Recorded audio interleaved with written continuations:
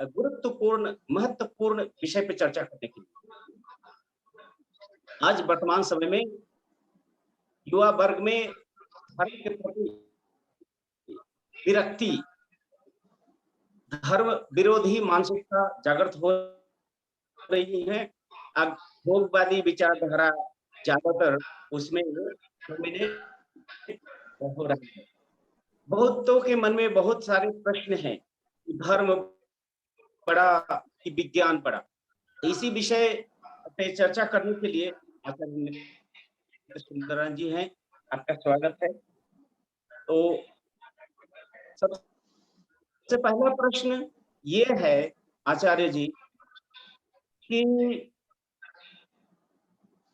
ये जो विडंबना हम समाज में देख रहे हैं, इसका क्या हल? आप बताएं, धर्म बड़ा है या विज्ञान बड़ा है? किस चीज को माने जिससे समाज में सुख, चैन, अमन आ जाए?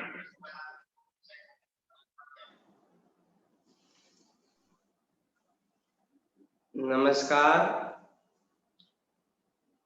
प्रश्न बहुत ही बढ़िया है। इस संदर्भ में ये कहना चाहूंगा कि बड़ा छोटा के पहले हम ये समझने की कोशिश करें कि धर्म और विज्ञान में क्या विरोधाभास है और क्या समानताएं हैं। विज्ञान का मतलब होता है विशिष्ट ज्ञान, जो कि प्रमाण के साथ उपलब्ध हो, जो प्रमाणित किया जा चुका है। और धर्म का मतलब होता है जो इंटरनल कैरेक्टरिस्टिक है, जो एक गुण विशेष है, जिस चीज के माध्यम से, जिस विशेषता के माध्यम से व्यक्ति या वस्तु या किसी भी चीज का परिचय होता है। जैसे आग का गुण धर्म कैरेक्टरिस्टिक है जलाना, तो ये जो ज्वलनशीलता है यही आग की पहचान है, यही उसकी गुण धर्म है। उसी गुण धर्म के आधार पर हम आग को आग कहते हैं। लेकिन जब वही आग बुझ जाती है, जब राख बन जाती है, तो हम उसको राख नहीं कहते, आग नहीं कहते, उसको राख कहते हैं, क्योंकि उसमें ज्वलनशीलता खत्म हो जाती है। तो दो तरह की चीज है, एक है मंडेन, दूसरा है सुप्रामंडेन। जो मंडेन है उसको हम बड़े आसानी से हम प्रमाणित कर सकते हैं। उनमें से खास करके तीन तत्व को, पंच तत्व को इस महाभूत के अंतर, पंच महाभूत इस सृष्टि के अंतर्गत आते हैं, जो मंडन वर्ल्ड में है। वो है क्षिति, जल, पावक, गगन और समीर। तो ये जो सॉलिड है, लिक्विड है, ल्यूमिनस है, इस चीज को आसानी से हम प्रमाणित कर सकते हैं। लेकिन जो एरियल फैक्टर है, ईथर फैक्टर है, उसको विज्ञान अभी तक तो स्वीकार ही नहीं किया है, ईथर फैक्टर को। इसीलिए लोग कहते हैं कि विज्ञान बहुत उन्नत हो चुके हैं, अभी भी उन्नत नहीं है।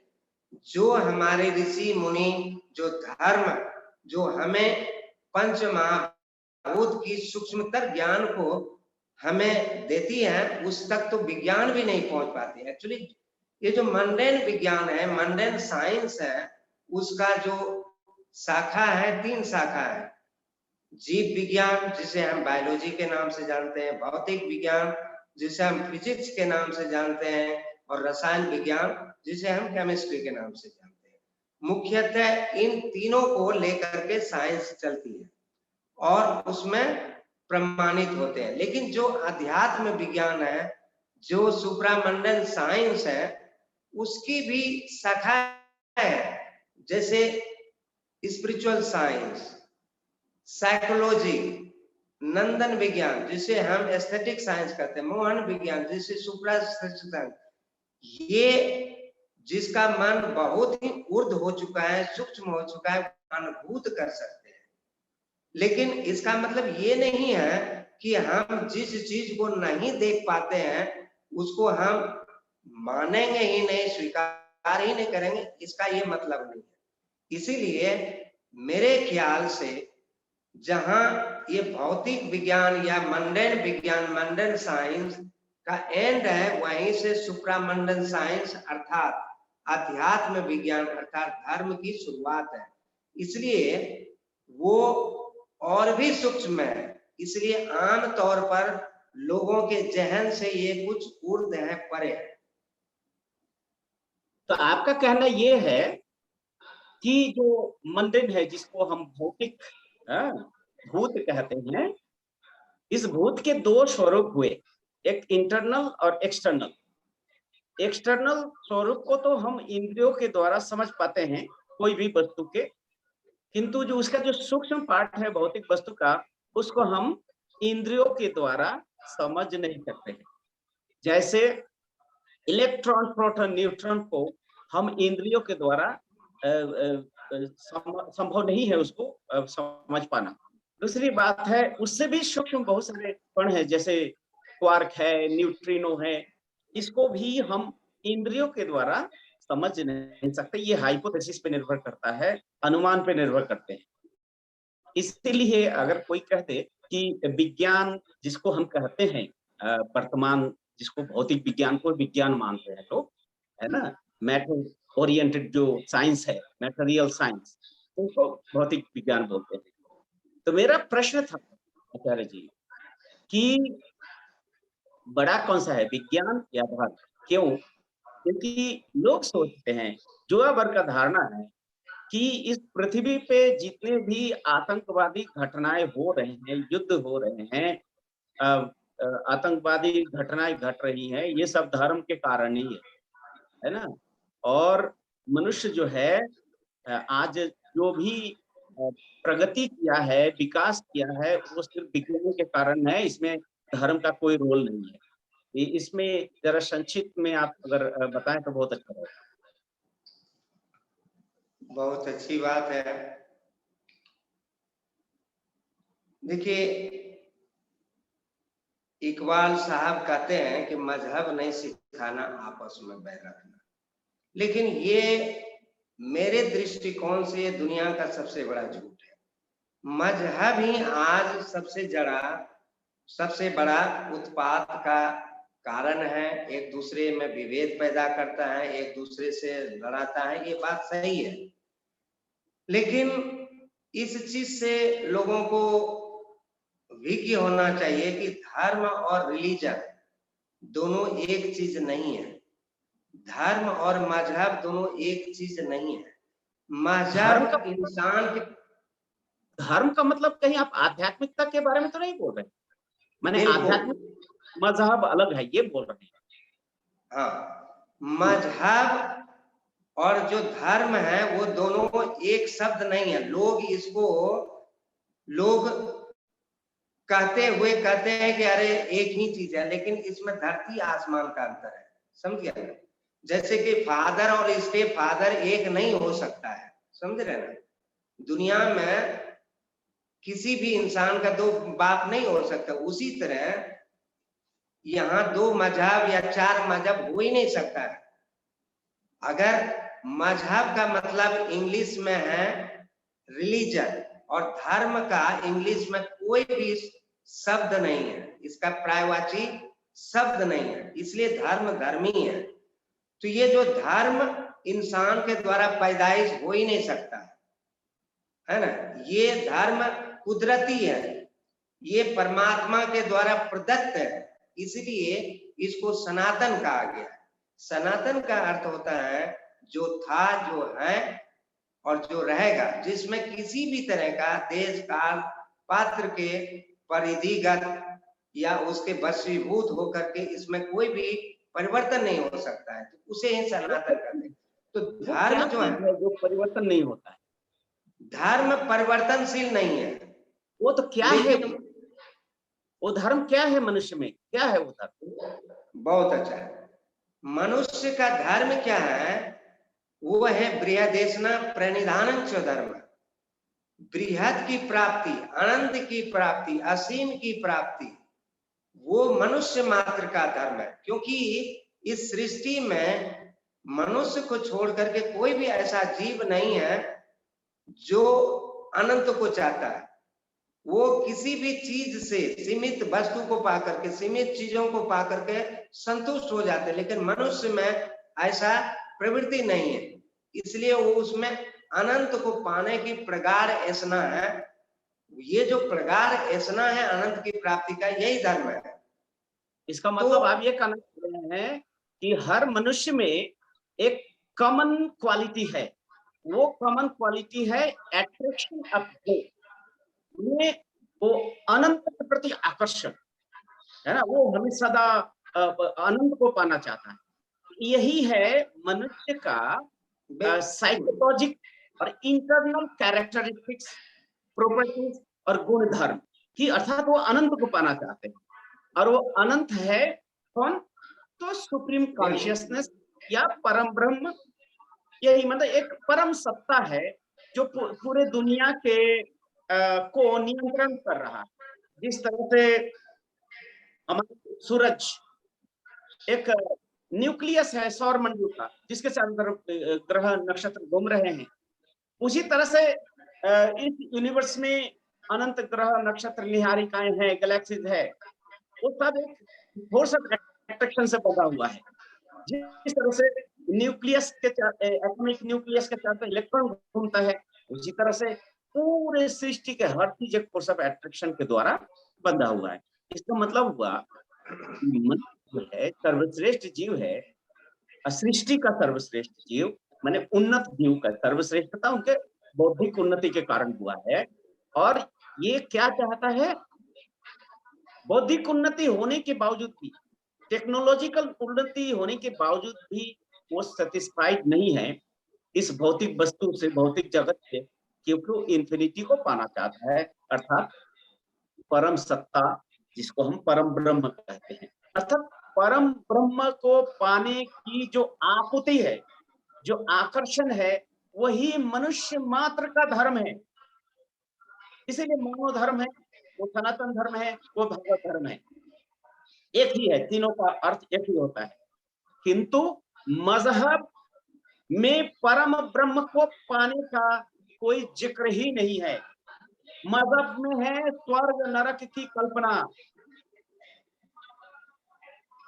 स्वर्ग नरक की कल्पना, स्वर्ग नरक के झांसा देके लोगों को बेवकूफ बनाना और दुनिया को शोषण करना। तो मजहब का काम ही है डिवीजन क्रिएट करना। इसलिए मजहब का पर्यायवाची शब्द है तो रिलीजन, अध्यात्म नहीं है। और आध्यात्म का अगर पर्यायवाची शब्द है वो है धर्म। माने धर्म और आध्यात्म दोनों एक चीज है। जैसे जितने जोगी ऋषि, जैसे एक छोटा सा उदाहरण दे, दो चार उदाहरण देते हैं। जोगानंद ऋषि, कनाद ऋषि, सांख्य दर्शन के प्रवर्तक,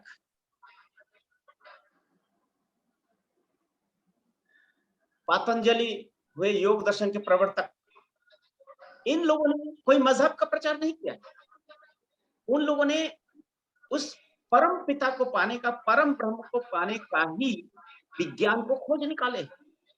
इसीलिए देखा जाता है कि रामकृष्ण परमहंस की जो विचारधाराएं हैं, वो संत तुकाराम या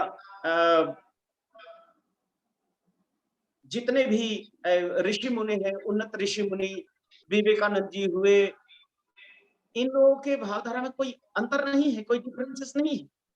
वो परम सत्ता की बात करते हैं। किंतु जितने रिलीजियन है वो पूर्ण रूप से ब्राह्मणवाद, जातिवाद, स्वर्ग नरक की कल्पना, पाप पुण्य की कल्पना, यही सब करके लोगों में शासन जारी कर रहे हैं। और आध्यात्म कोई भेदभाव नहीं, वहां कोई जाति नहीं, कोई रंग नहीं, कोई रूप नहीं है। वो सिर्फ एक निष्काम साधना, अनंत को पाने। क्या मैं गलत बोल रहा हूँ आचार्य? नहीं, आपने सही कहा, लेकिन क्या है, ये जो भारतीय षड दर्शन है, जो कि तीन उसमें आस्तिकवाद है, 3 नास्तिकवाद है, वो सब ना क्या ना है, एक तरह का नौ दर्शन, आध्यात्मिक पुरुष है। आचार्य जी 9 दर्शन है, उसने 9 दर्शन है। धर्म का सृजन नहीं किया है। सुनिए सुनिए सुनिए, मैं क्या बोल रहा हूँ, 9 दर्शन है भारत में, 6 दर्शन वेद आधारित दर्शन है, 3 नास्तिक है, वो है बुद्ध धर्म, जैनिज्म और चारवाक।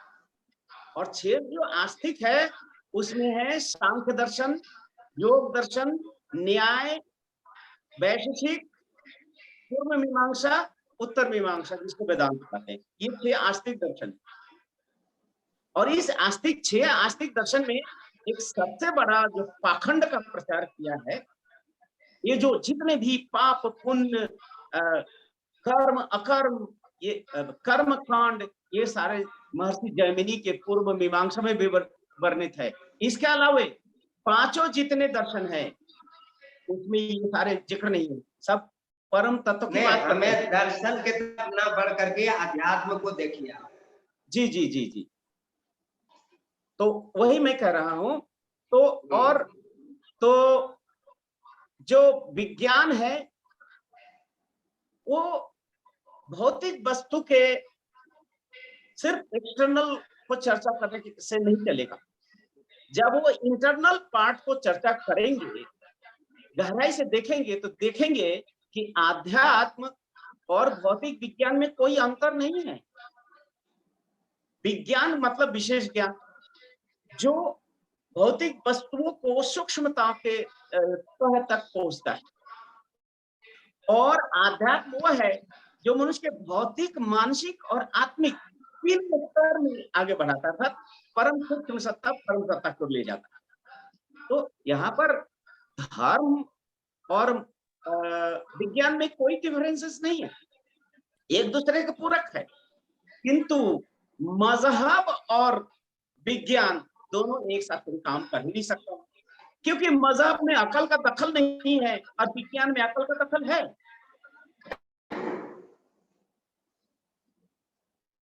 मजहब में कोई तर्क वितर्क नहीं कर सकते हैं, वहां पर उनके शास्त्रों में जो लिखा है वही आपको पालन करना पड़ेगा। किंतु विज्ञान में तर्क है, रेशनलिस्टिक व्यू है, युक्ति है। उसी तरह से आध्यात्म में भी प्रश्न है, परिप्रश्न है, जीवन क्या है, मैं क्या हूँ, परमात्मा क्या है, ये सारे तत्वों पे आध्यात्मिक चर्चा होती है, मजहबी चर्चा नहीं है।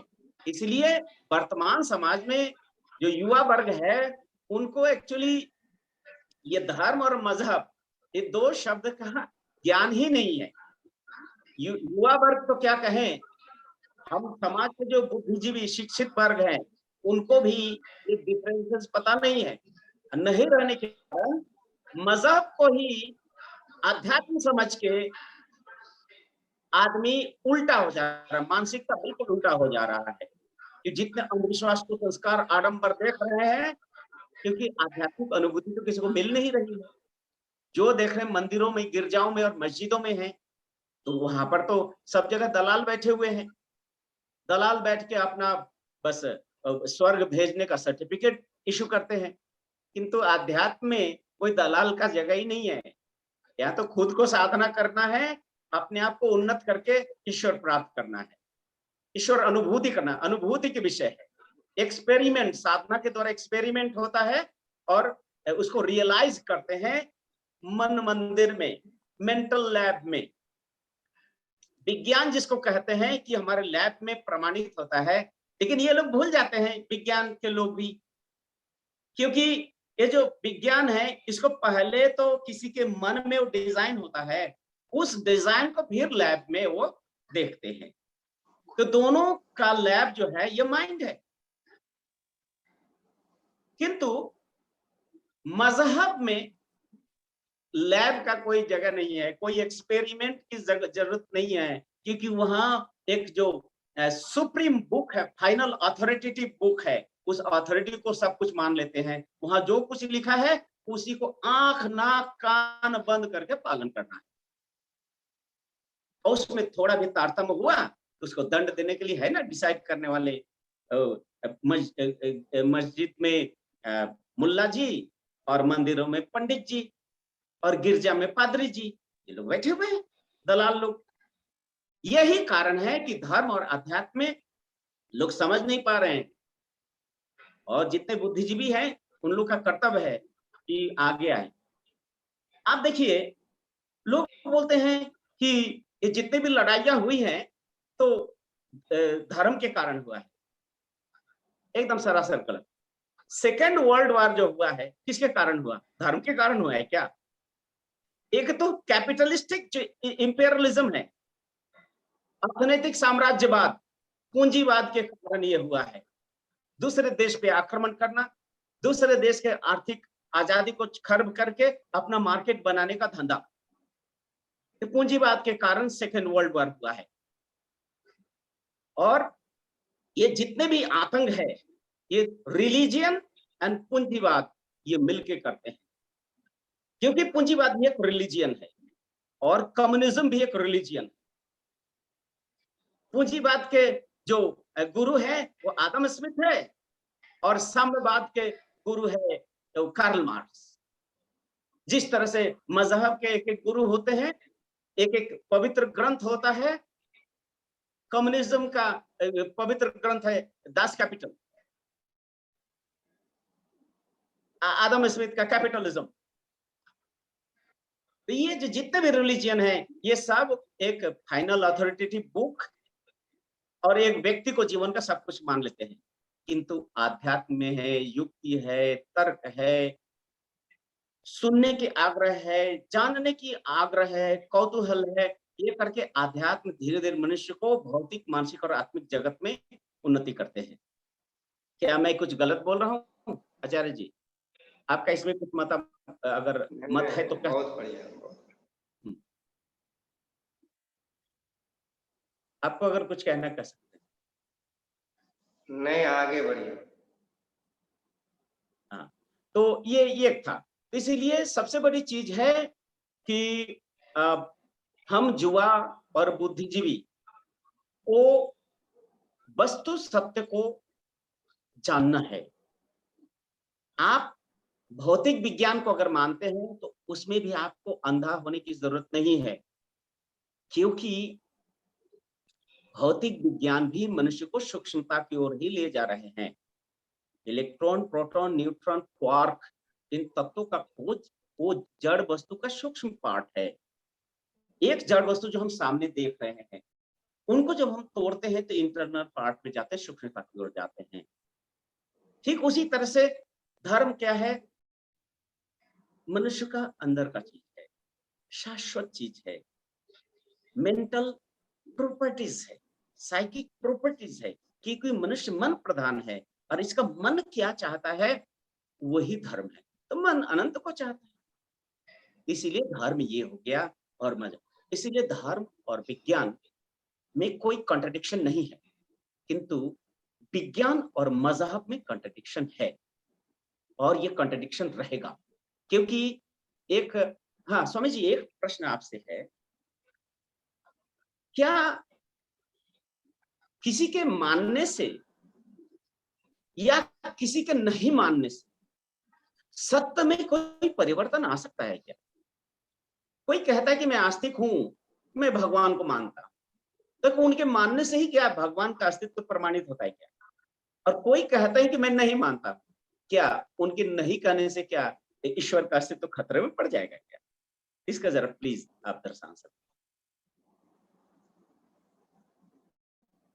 देखिए, मानने नहीं मानने से ना साइंस पर कोई अंतर पड़ता है, ना विज्ञान पर, ना अध्यात्म पर, ना ईश्वर पर, ना धर्म पर।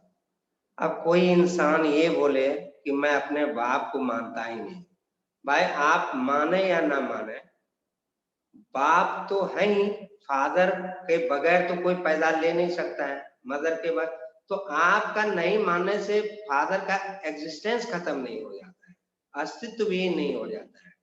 आपका ये पर्सनल व्यक्तिगत चॉइस है। उसी तरह हम ईश्वर को माने या नहीं माने, ये व्यक्ति की व्यक्तिगत धारणा और भावना है। लेकिन जहां तक आस्तिक और नास्तिक का डिफिनेशन का सवाल है, कि हम आस्तिक किसे कहते हैं, नास्तिक किसे कहते हैं, तो शास्त्र में कहा गया है कि जो वेद, आत्मा और परमात्मा तीनों या तीनों में से एक को मानता है वो आस्तिक है, और जो तीनों में से किसी को नहीं मानता है वो नास्तिक है। तो वेद का मतलब यहाँ ज्ञान से तात्पर्य है, विशुद्ध ज्ञान से, आत्मज्ञान से, जो हमें इनपरफेक्शन से परफेक्शन की तरफ ले जाते हैं।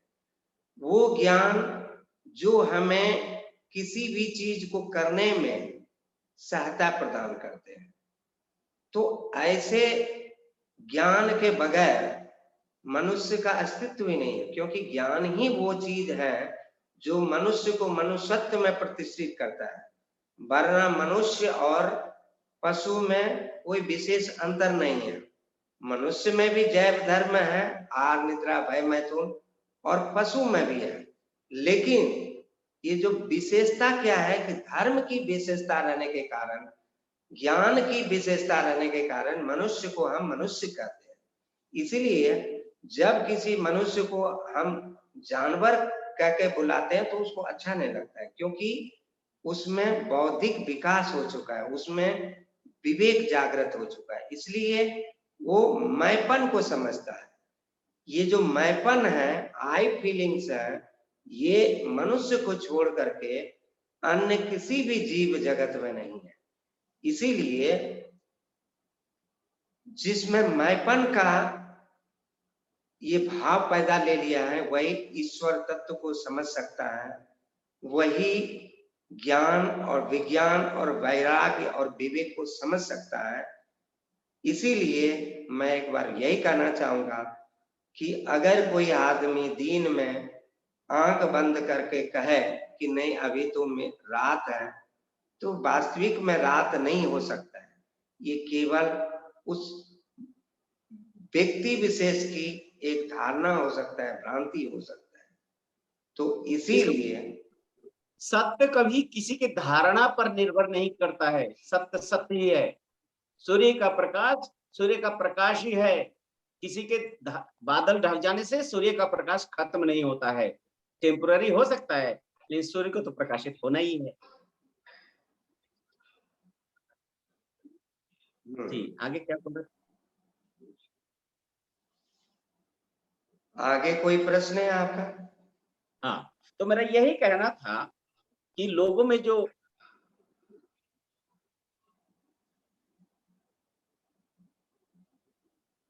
टाइम ऑफ हुई है दोस्त, 40 मिनट हम लोग का हो, इसीलिए टाइम आउट। एक्चुअली दोस्त